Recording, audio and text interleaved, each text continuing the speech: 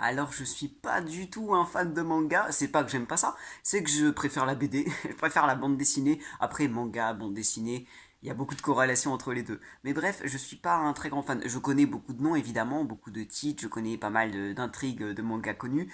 Mais celles que j'ai vues ou lues en vrai, en entier, c'est assez rare. On pourrait compter Death Note dedans, quelques autres aussi, mais il y a une exception à tout, tu vois.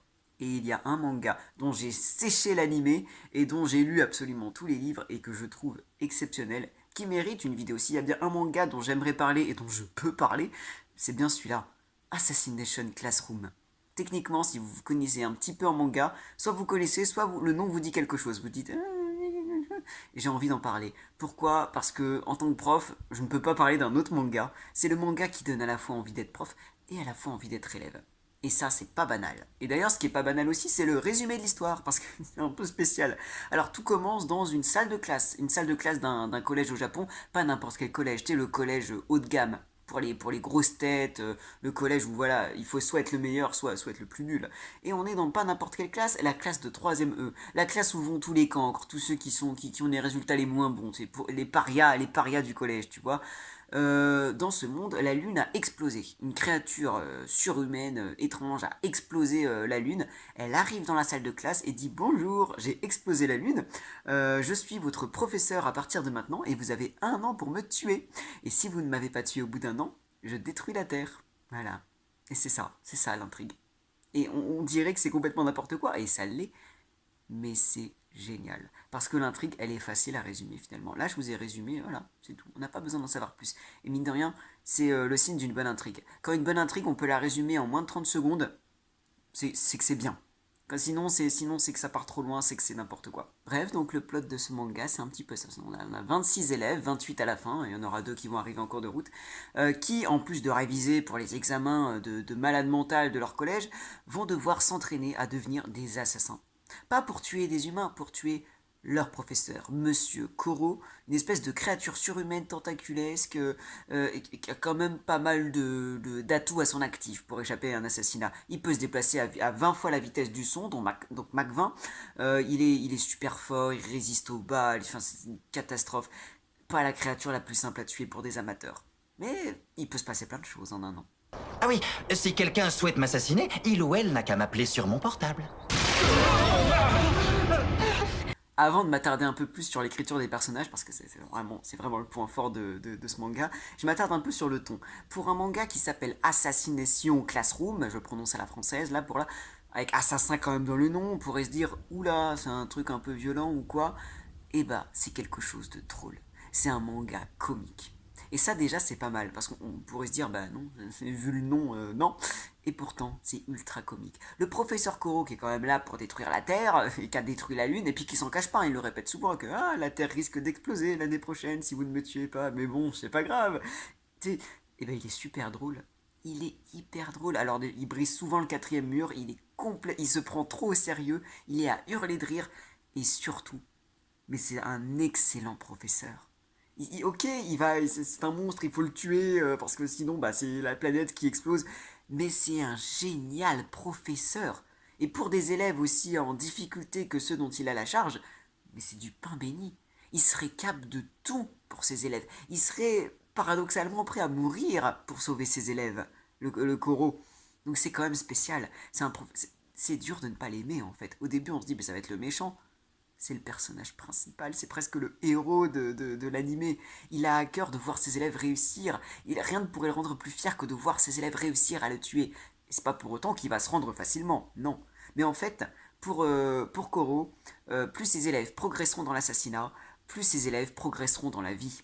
Oui, c'est un petit peu spécial. Mais en fait, pour être un bon assassin, et c'est lui qui le dit, en fait, il faut être capable d'être touche à tout, en fait. D'avoir une résistance mentale très forte, de connaître plein de choses, d'être capable d'avoir assez d'improvisation pour imaginer des techniques spéciales. Et concrètement, ça les aide à avancer. À chaque fois, en fait, Koro, son but, c'est de leur apprendre la vie. À chaque aventure, qui est dans un épisode ou dans, allez, 2-3 par manga, À chaque aventure est l'occasion pour Koro de leur enseigner des principes de vie.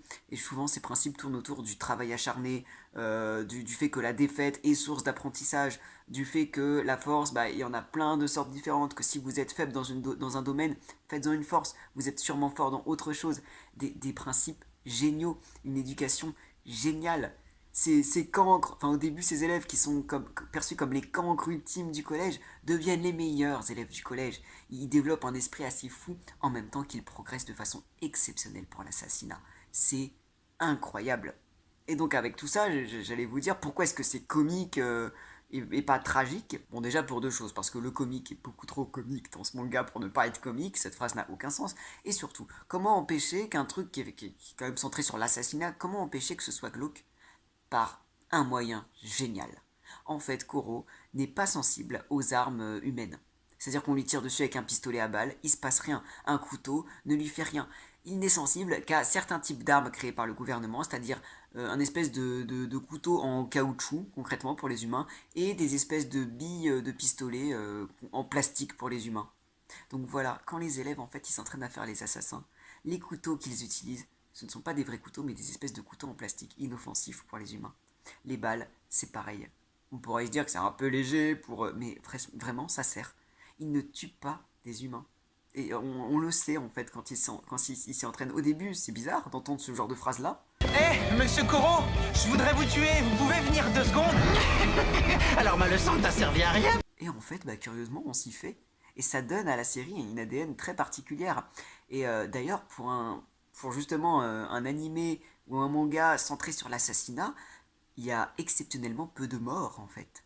À part des morts dans un épisode flashback très précis, ceux qui connaissent verront de quoi je parle, et une ou deux morts à la fin. Mais à part ça, concrètement, il n'y a pas de mort.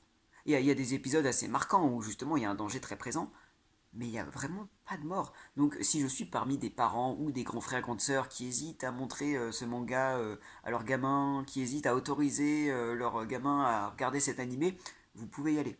Ce n'est pas, je vais pas dire que c'est pas violent parce qu'il y a des combats, mais c'est pas violent gore, tu vois. Oui, il y a des combats, mais comme Karate Kid, tu vois.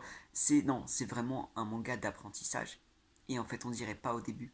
C'est pour ça que c'est génial. Ça marie très bien un côté glauque, combat, assassinat, à un côté loufoque, comique et vraiment génial, vraiment humain. En plus de son identité assez spéciale, le manga, il dénonce aussi beaucoup de choses en termes d'éducation. Je rappelle que c'est au Japon. Et Yusei Matsui, le mangaka, à mon avis, il a vachement dénoncé l'éducation, enfin le système éducatif japonais. C'est pas une surprise pour beaucoup. Au Japon, la compétition, l'esprit de compétition et le perfectionnisme est inculqué très tôt aux élèves. C'est vraiment, il faut être le meilleur, il faut écraser les autres.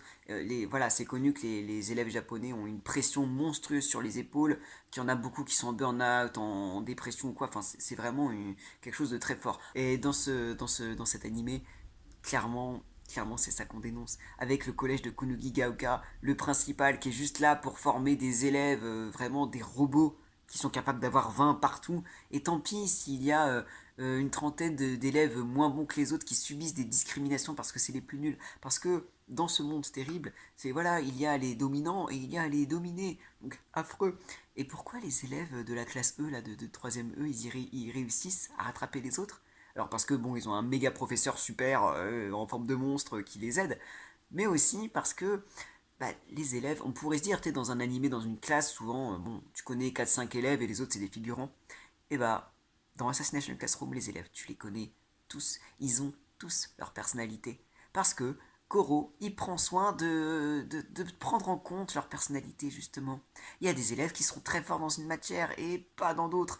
Il y a des élèves, bah, ils auront des passions, ils vont avoir des dégoûts, ils vont avoir des histoires particulières, ils vont avoir un background particulier. C'est génial. À la fin, c'est au début de l'histoire, les 26 personnes, tu retiens aucun nom. T'en retiens un ou deux, et encore ceux qui ont des couleurs de cheveux spéciales, tu te dis, ah, lui, je le reconnais un peu, les autres, c'est des figurants. Et petit à petit, épisode après épisode, bah, le scénario se concentre sur l'un ou l'autre, tu vois plus les personnalités de chacun, et à la fin, vraiment, tu les connais tous. Tu les connais par leur nom, tu connais le caractère, les envies, les passions de tous. C'est exceptionnel, parce que c'est une méthode d'éducation différente, où là, on s'intéresse à chaque élève individuellement. Et c'est pour ça que ça marche. Voilà, c'est un suivi personnalisé. Koro, qui est tellement fort et qui est tellement rapide, il peut rédiger à Mach 20 des contrôles personnalisés pour tous les élèves. Bah oui, mais moi, si je pouvais faire ça, ce serait pratique, mais bon, et c'est aussi ça un petit peu la morale que je pourrais trouver à Assassination Classroom. Le fait qu'en fait, pour être le professeur idéal, en fait, faudrait juste pas être humain. Tu sais, le professeur idéal, en fait, c'est un monstre. Genre, c'est une créature surnaturelle. En fait, pour être le professeur idéal, bah non, c'est pas possible, en fait. T'as aussi ce message-là. On peut faire ce qu'on veut, hein. On essaye tous, en tant que prof, d'être les meilleurs profs possibles. Mais il y a le côté où, bah oui, à un moment, on peut pas tout faire. Et encore, Koro, il s'intéresse quasiment qu'à ses élèves dans la classe. Nous, en tant que prof, excusez-nous, on a notre vie perso aussi à côté. Mais enfin, ça crée aussi ce décalage-là. Qu'il y a plein de soucis dans l'éducation nationale. Alors, pas qu'au Japon, hein, en France, je pourrais en parler, mais je pourrais faire plusieurs vidéos là-dessus d'ailleurs. Mais bref, concrètement, on ne peut pas être parfait. Parce que l'éducation, c'est tellement complexe. Et c'est très intéressant, ça aussi. Une autre thématique hyper importante qui est peut-être pour moi la plus importante de tout le manga, c'est la force et la faiblesse. Qu'est-ce que la force et qu'est-ce que la faiblesse? Les 26 élèves qui sont choisis pour devenir des assassins sont considérés comme faibles, en tout cas au début de la série. Parce que les moins bons de l'école, parce qu'ils n'ont pas confiance en eux.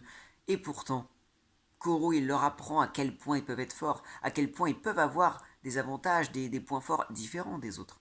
Quand ils se battent plusieurs fois contre les classes supérieures, qui sont très très forts en tout, ils arrivent toujours à vaincre la classe E. Donc c'est qu'il y a un truc, tu vois. C'est, ok, t'es pas fort physiquement, mais t'es peut-être plus agile, t'es peut-être plus intelligent, t'es peut-être plus malin, t'es peut-être plus rapide.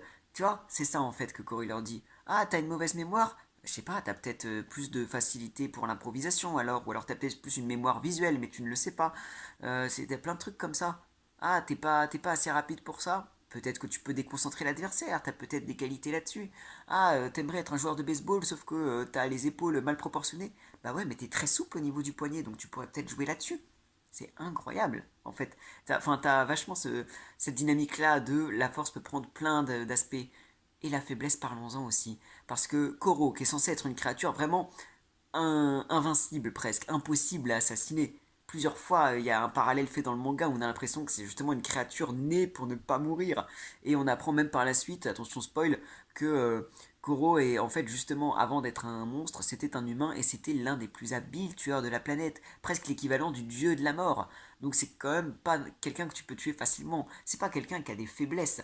Et pourtant, mais des faiblesses, il en a plein au cours du manga. Il y a un élève, Nagisa, qui s'amuse à noter toutes les faiblesses qu'il voit au cours du manga, mais il en a plein. Il sait pas nager, il panique vite, il a un ego surdimensionné, donc c'est très facile de le faire sortir de ses gonds. Il a des faiblesses pour les aliments sucrés, pour l'érotisme, mais il a plein de défauts en fait, mais des défauts des fois qui sont forts. Tu te dis, mais c'est hyper facile en fait de le tuer. Il en a, mais je sais plus combien, mais des dizaines de défauts au cours de l'animé. Et t'as envie de te dire, mais c'est fou en fait, c'est la créature la plus forte, et en même temps, mais elle est pas du tout. Elle est pas du tout invincible. Elle a plein de failles.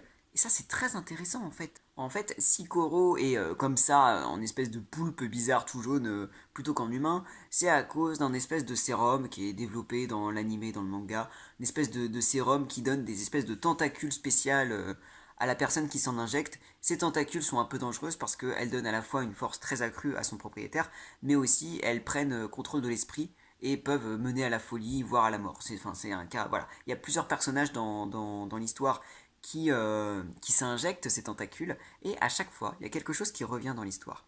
Cette fameuse question. À chaque fois, les personnages disent les tentacules m'ont posé une question. Que veux-tu devenir? C'est quelque chose qui revient à chaque fois. Chaque porteur de tentacules à ce moment-là, où il dit oh, les tentacules m'ont posé une question. Et à chaque fois, les réponses diffèrent. Il y en a un, c'est je veux être une tueuse, je veux être le plus fort, je veux être aussi puissant que mon ancien maître. À chaque fois, on a ce genre de choses. Et à chaque fois, les propriétaires des tentacules sont des antagonistes, qui peuvent des fois être amenés du bon côté, mais voilà, qui sont dévorés par les tentacules, qui sont... Enfin... Et Koro, qui est quand même le premier à s'être injecté les tentacules, ce passage-là, que veux-tu devenir? Les tentacules m'ont posé une question. Voilà sa réponse. Je veux être faible. Je veux être plein de faiblesses, facile à vivre. Je veux être faible. Et ça, c'est brillant. On ne pourrait pas s'attendre à ça. que ce soit la créature la plus forte du monde, la plus puissante, la plus invincible, ce qu'elle a demandé, ce que Koro a demandé aux tentacules, c'est la faiblesse. C'est d'être plein de faiblesse selon ses mots. C'est exceptionnel. Alors déjà, ça nous explique aussi pourquoi il a autant de faiblesse finalement dans l'animé, ce qui ne l'empêche pas d'être fort, et ça aussi c'est une morale importante. Et surtout, c'est aussi ça qui influe sur ce qu'il est devenu. Et que veux-tu devenir? C'est devenu un espèce de poulpe prof tout jaune, mais mine de rien, c'est peut-être le moins monstre de tous ceux qu'on a vus, de tous les porteurs de tentacules qu'on a vus. Tous les autres deviennent des espèces de fous, des espèces de monstres incontrôlables. Lui, il est devenu un prof. Je sais pas si vous vous rendez compte, il y a vraiment cette morale selon laquelle, en fait, c'est le plus humain Koro, en fait, de tous les porteurs de tentacules. En fait, la morale, c'est aussi que pour être humain, il faut des faiblesses, qu'on ne peut pas être que fort, que même l'individu le plus fort du monde, que même les élèves les plus brillants ont des faiblesses. Et souvent, la faiblesse, c'est de sous-estimer les autres. On a aussi cette morale-là.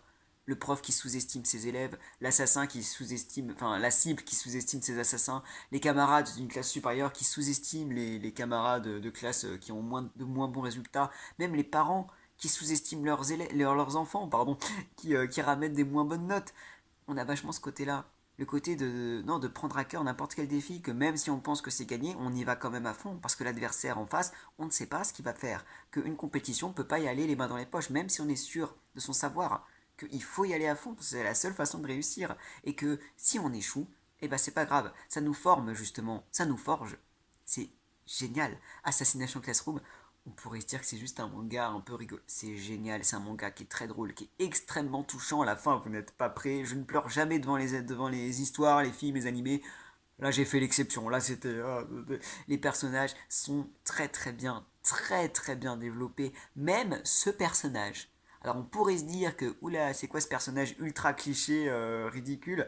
Non, non, même ce personnage, Irina Pufanovic, qui... Alors oui, c'est clairement la bimbo qui est complètement écervelée, mais même ça, c'est développé dans l'intrigue. Elle est pas juste complètement débile. Non, c'est pas juste sexiste, même si on va pas se le cacher, ça l'est quand même. Mais il y a une réflexion poussée là-dessus. On apprend beaucoup de choses sur son histoire, sur sa façon d'être. Elle aussi, elle a une évolution.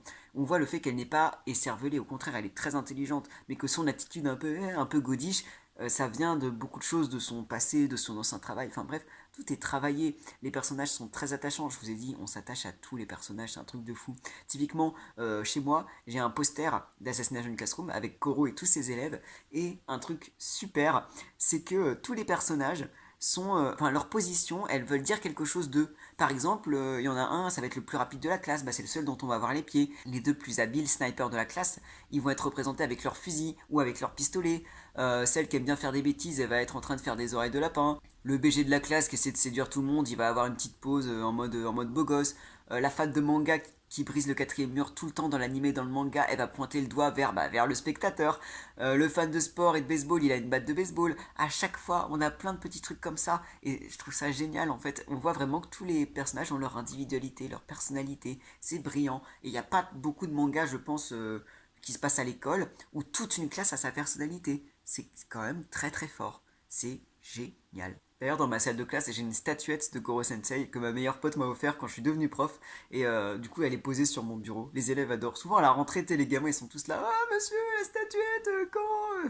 Donc voilà, c'est la classe. Donc c'est un super manga. Un super animé, je vous le conseille tellement. C'est peut-être le seul animé dont je vais parler, le seul manga dont je vais parler, parce que les autres, je m'y connais pas assez. Si, à part Death Note, mais enfin, je suis pas un expert non plus. Mais, encore une fois, Assassination Classroom, ça donne envie d'être prof. Et tu sais qu'on a besoin de profs en ce moment.